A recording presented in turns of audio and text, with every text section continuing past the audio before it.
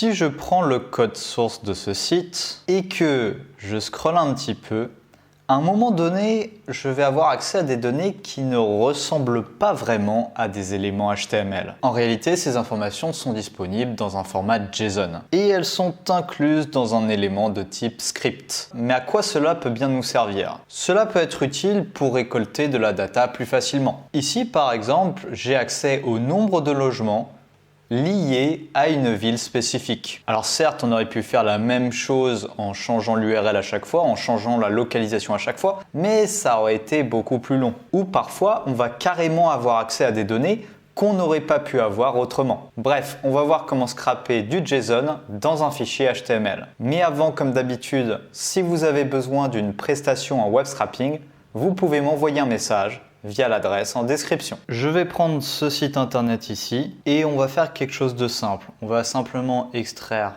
qu'une seule page, ce qui va correspondre à 50 produits et 3 colonnes, 3 données. La marque, le nom et le SKU, qui est un numéro d'identification. Le problème, c'est que si on a bel et bien la marque et le nom, le numéro d'SKU n'apparaît nulle part, que ce soit dans la partie listing ou dans la partie des fiches détaillées. On peut regarder SKU, il n'est disponible nulle part. Du coup, on va voir s'il est disponible dans le code source. Alors notez que cette façon de procéder, elle ne fonctionne pas dans tous les cas, évidemment. C'est un petit peu comme la recherche d'un sitemap. Parfois, elle n'est pas disponible, auquel cas tant pis, mais si elle est bel et bien présente, on peut l'exploiter. Alors on a dit qu'on recherchait un SKU parce que le plus dur en réalité, c'est d'identifier la balise script en question. Donc là, script, on va dire qu'on recherche une balise exactement et on a 120 résultats, donc on n'est pas sorti de l'auberge. Alors que si je tape SKU, c'est déjà un petit peu plus précis. Alors j'ai mis du temps à le trouver, évidemment, à l'identifier, mais ce que je veux, moi, c'est cette partie-là. Le fichier JSON commençant par product jusqu'en bas, donc qui doit s'arrêter ici. Et au final, si on regarde les choses de façon un petit peu plus détaillée, on voit que pour chaque élément, on a un ID avec le nom du vendeur, avec le type du produit, avec l'ID du variant, donc du produit, le prix, le nom du produit et le SKU qui est noté juste ici. Et tout ça, c'est englobé dans cette balise script. Le problème, c'est qu'on voit que cette balise script est tout simplement qu'une balise script. Il n'y a pas d'attribut, il n'y a pas de valeur permettant de l'identifier très précisément. Donc ce que je vais faire, c'est que je vais regarder les éléments au-dessus ou en dessous et par la suite, je vais dire que je veux identifier le following ou le preceding sibling. Il se trouve que c'est bel et bien ça, même si ce n'est pas très clair là-dessus, je vous l'accorde. Donc si je regarde l'autre script, l'élément d'au-dessus, est-ce que lui, il a un élément distinctif?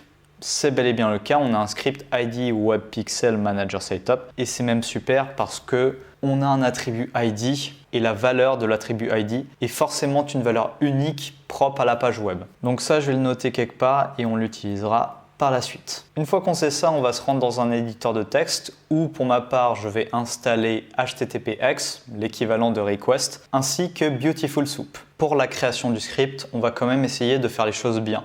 C'est-à-dire qu'on va mettre des blocs try except pour identifier les potentielles erreurs et on va également configurer un logging pour afficher nos données. Tout d'abord, on va importer nos bibliothèques. On va commencer par HTTPX et from BS4 import Beautiful Soup. Je sais que j'aurai également besoin de JSON, mais on ne l'utilisera pas tout de suite. Je vais mettre en place quelques variables. Alors on les utilisera dans un second temps, mais au moins ça c'est fait. If name is equal main,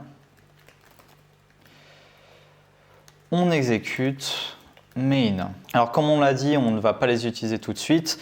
Tout d'abord, on va voir si notre requête est valide. Donc on va créer une variable URL avec l'URL en question et on va créer une variable resp qui va être égale à httpx.get comme pour request l'URL. On n'a pas d'erreur et si jamais je fais resp.statuscode, on a bel et bien 200, donc c'est impeccable. Maintenant, on va mettre tout ça dans un bloc try except et pour commencer, j'ai plutôt fait resp.raise for status, ce ce qui va me permettre d'identifier s'il y a une erreur dans le status code, si par exemple on a un code 404 ou autre. Raise for status, donc là tout est impeccable. Par contre, si je fais une erreur ici, on voit qu'on a un HTTP status error. Une exception à prendre en compte, donc on va dire try tout ça, except, alors c'est HTTP status error, donc except httpx.http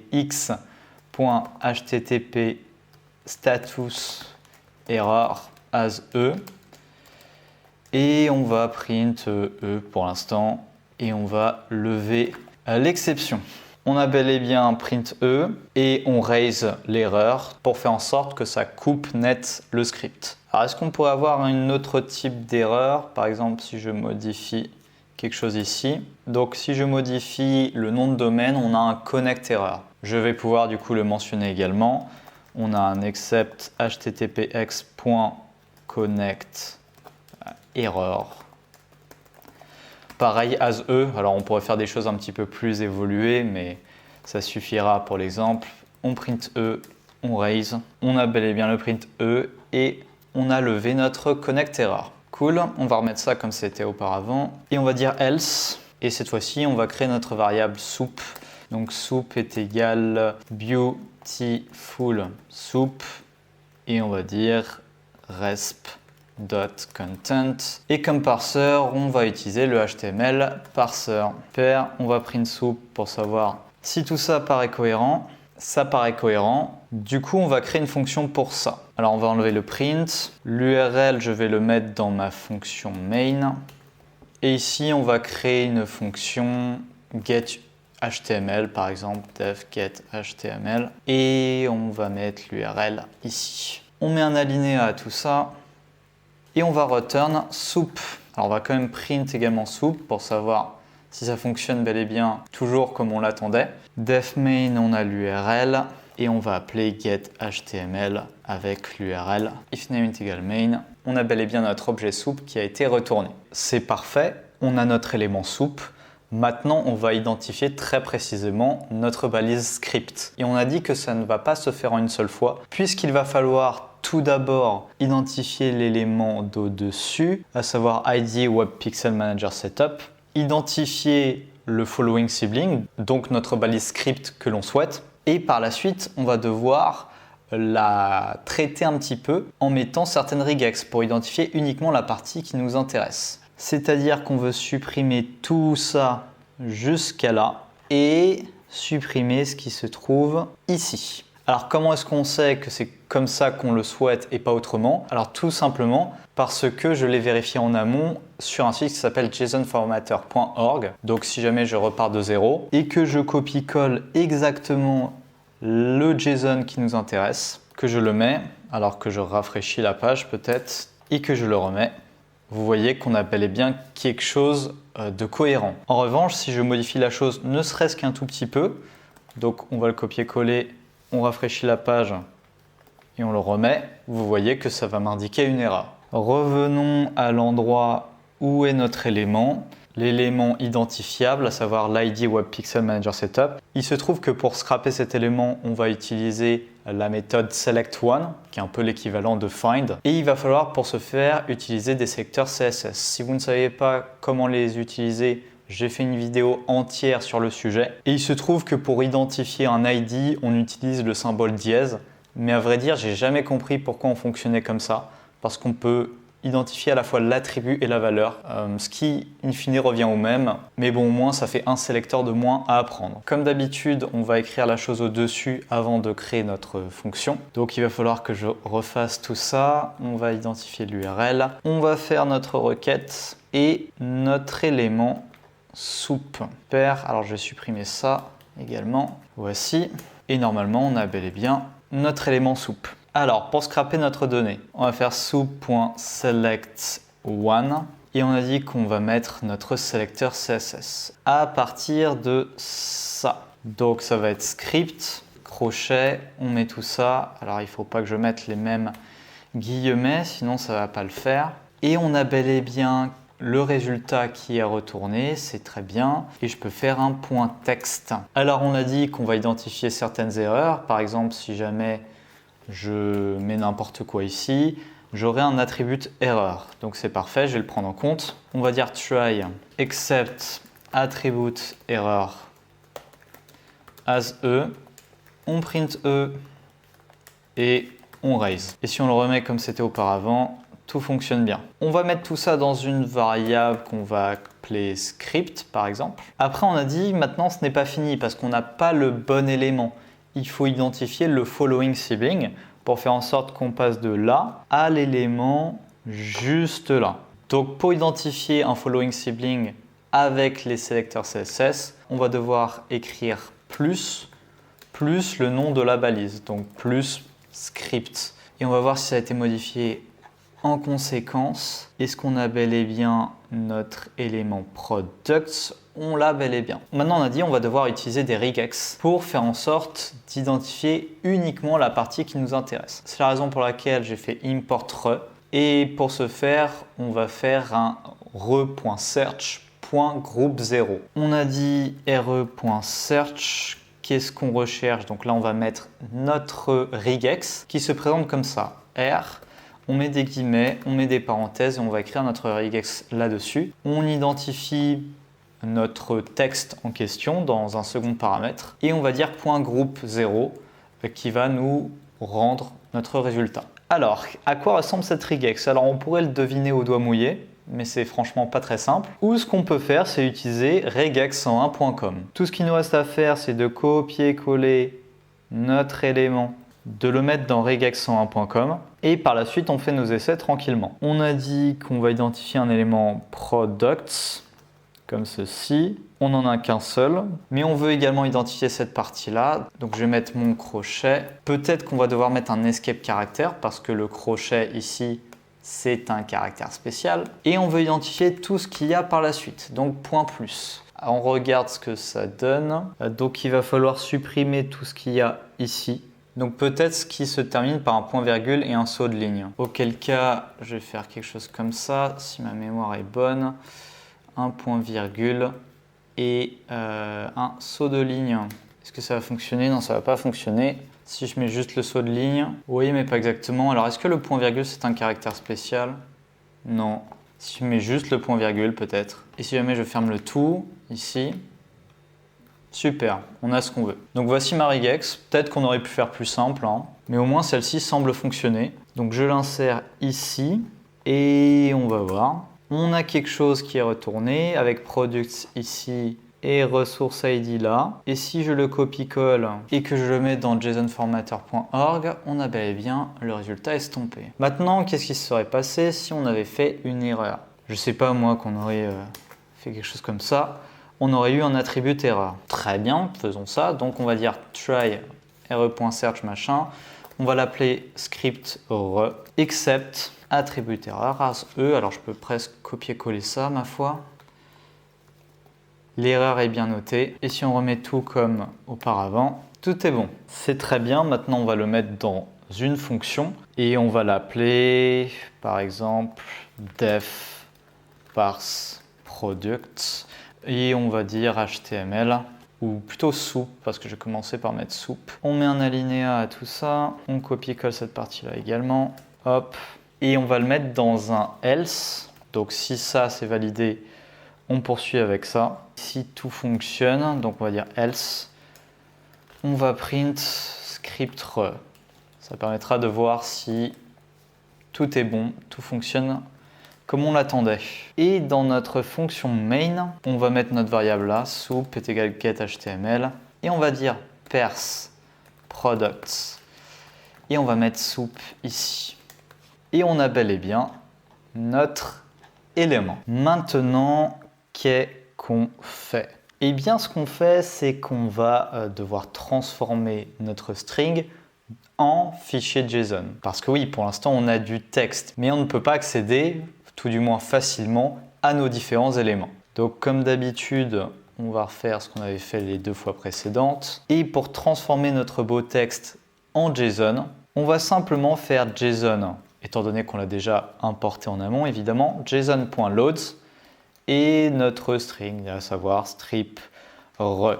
Parce que, pour vous montrer quand même en amont, si jamais je fais je sais pas, len de script re, vous voyez que j'ai 15 013 qui est grosso modo le nombre de caractères et non pas le nombre d'éléments. Alors que si jamais je fais ça et que je le mets dans une variable, par exemple datas, et que je fais len de datas, cette fois-ci j'ai 2. Alors j'ai 2 parce que il y a l'élément page ici et l'élément product là. Et étant donné que les éléments qui nous intéressent sont à l'intérieur de product, je vais faire product ici. Et cette fois-ci, on en aura bel et bien 50. Si je regarde plus exactement ce qu'on a dans datas, on a nos éléments, ça paraît cohérent. Bah écoutez, c'est cool. Maintenant, qu'est-ce qui peut se passer de mal? Par exemple, si je fais une faute, je sais pas, ici, on a un key error. Donc on va le prendre en compte. On va dire try datas except key error. As e, vous commencez à avoir l'habitude, on print e et on va raise. Ça a bel et bien fonctionné, on voit que c'est pas le bon.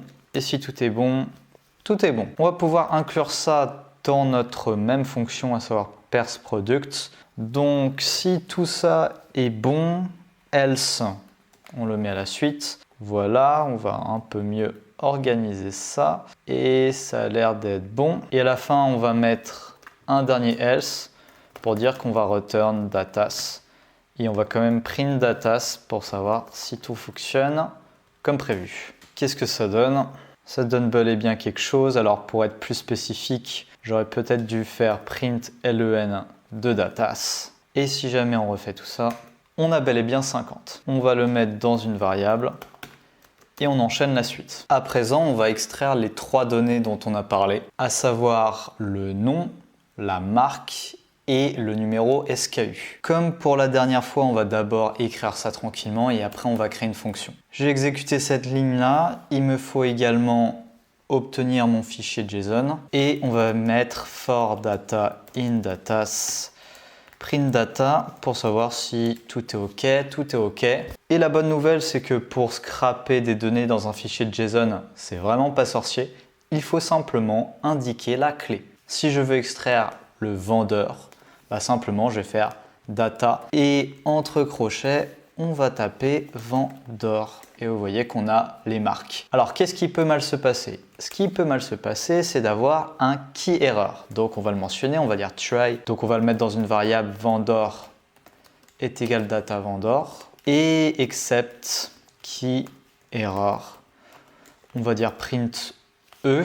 Donc, key error as e.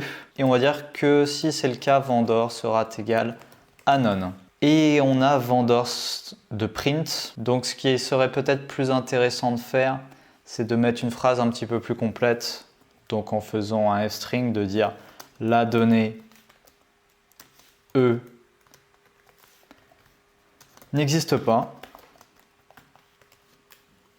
Et on a quelque chose d'un petit peu plus explicite. On veut extraire le nom du produit. Donc on va revenir là où on était. Le nom du produit, il est ici. Donc c'est dans name. Donc on va faire ça, on va dire data name. Alors on va remettre ça correctement.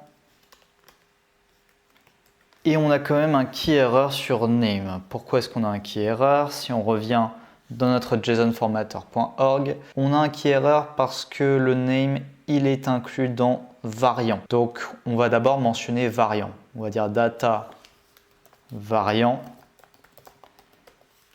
name. Et là, on a un type error. Donc c'est intéressant. On a un key error comme d'habitude.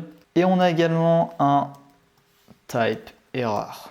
Et pourquoi on a un type error? C'est parce que dans ce cas de figure, il faut préciser variant 0 name.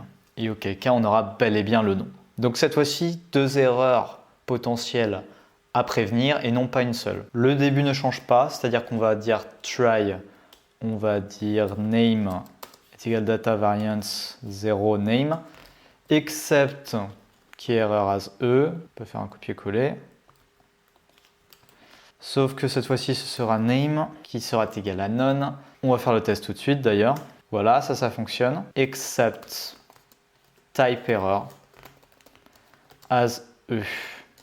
Et là, je pense que je peux directement print e et dire name qui est égal à none toujours. Parce que si j'enlève le 0, qu'est-ce que ça va me donner? Ça va me donner list indice must be integer slice. Donc c'est parfait comme ça. Parfait, on a dit qu'à présent il ne restait plus qu'à faire le SKU. Et il se trouve que le SKU est également inclus dans le variant. Donc on va faire un simple copier-coller de tout ça.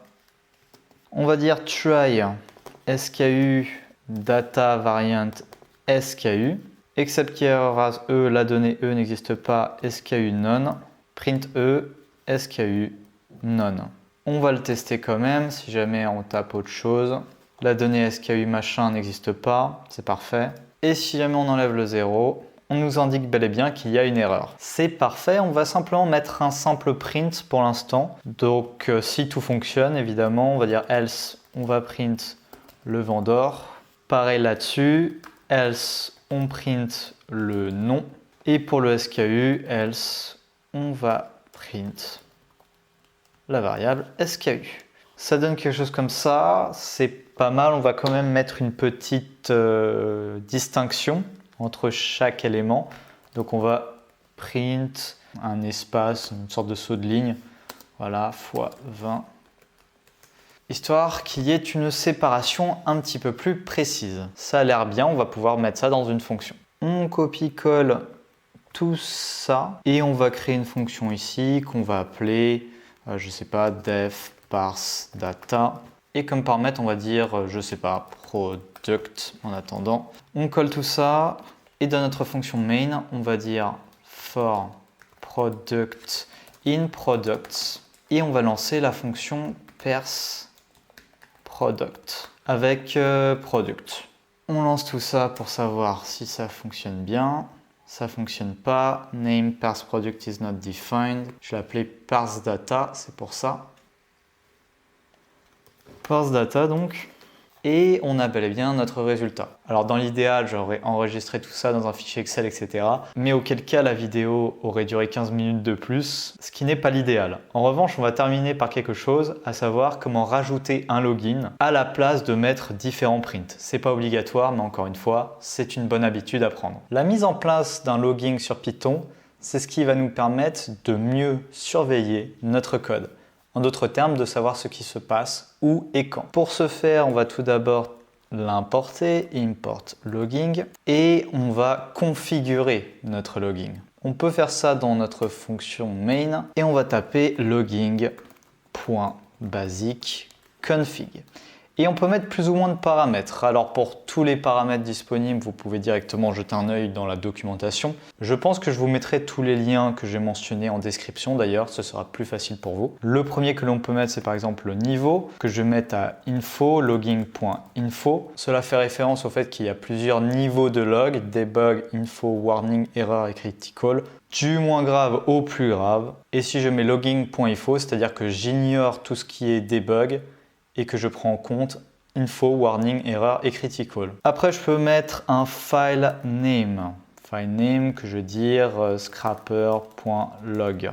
Alors, qu'est-ce que c'est que le file name? C'est l'idée que je vais avoir une trace écrite de tous mes logs dans un fichier qui va s'appeler scrapper.log. Ce qui nous amène à un file mode. Donc, je peux faire un append, un peu comme dans un fichier JSON d'ailleurs, ou un write. Et on peut mettre un certain format. Alors le format, c'est un langage un peu spécifique. Par exemple, si je veux un format avec une indication horaire, je vais taper ça. Par la suite, je vais mettre une séparation. Je peux également mettre le level name, donc debug, info, erreur, etc. Une autre séparation et on va terminer par le message, comme ceci. Et voilà. Et enfin, au niveau de la date, on peut lui donner un format spécifique. Donc c'est date FMT. Et là, pour le coup, je vous invite à jeter un œil sur stringfromtime.org. J'avais fait une vidéo parlant de la manipulation des dates. C'est un sujet que je trouve assez complexe. Mais grosso modo, si je veux par exemple commencer ma date par le jour, je peux faire @d, puis par la suite le mois comme ceci, @m, puis l'année, @y majuscule. Et on va mettre l'heure peut-être. Pour l'heure, @h en majuscule. on va mettre 2 points, suivi des minutes qui sont ici, et enfin des secondes. Et voilà, on ferme. Et je pense que notre logging est configuré. Tout ce qu'il nous reste à faire, c'est de remplacer tous les prints qu'on a mis ici et là par logging.le niveau du log. Par exemple, ici, au lieu de faire print E, je peux faire logging.info ou plutôt .critical puisque c'est une erreur, E. Pareil ici. Et globalement, je vais copier-coller ça pour toutes mes erreurs. Pareil pour les autres fonctions. Ici, ici, ici, là et là. Et on va faire un logging.info lorsque tout est valide. On va en mettre ici pour le nom et ici pour le SKU et là. Pour le getHTML, pareil, logging.critical, un deuxième et c'est bon. On va exécuter tout ça. J'ai fait une erreur. Field name, c'est file name. Et j'ai refait une erreur. Finalement, j'ai réussi à trouver d'où venait l'erreur. Je me demande pourquoi je ne l'ai pas trouvé plus tôt. Dans parse data, j'ai mis product alors que j'ai indiqué à chaque fois la variable data. Oui, c'est très bête. Je vous donne l'autorisation de vous foutre de ma gueule. Donc on va changer ça, data. Et si on le réexécute, cette fois-ci on n'a pas de souci. Et plus important encore, on a bel et bien le fichier de log avec toutes les informations notées. C'est la fin de cette vidéo. J'espère que ça vous a plu. Comme d'habitude, n'hésitez pas à vous manifester en commentaire.